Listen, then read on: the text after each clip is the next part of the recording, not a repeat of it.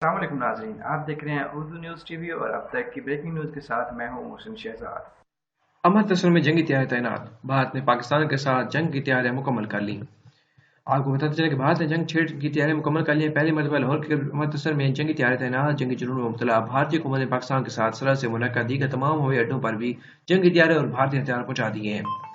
تفصیلات کے مطابق بھارتی آرمی چیف اور مودی سرکار کے وزراء مسلسل پاکستان کو جنگ کی دھمکیاں دے رہے ہیں۔ موصول ہونے والے اطلاعات اور بھارتی میڈیا کے دعووں کے مطابق بھارت نے باقی پاکستان کے ساتھ جنگ چھیڑنے کے لیے تیاریاں مکمل کر لی ہیں۔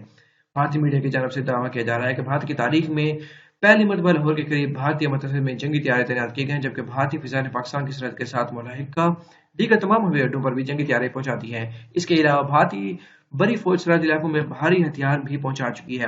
بتایا جا رہا ہے کہ فرانس سے رافیل طیاروں کی کھیپ ملنے کے بعد بھارت کا دماغ زیادہ ہی خراب ہو چکا ہے۔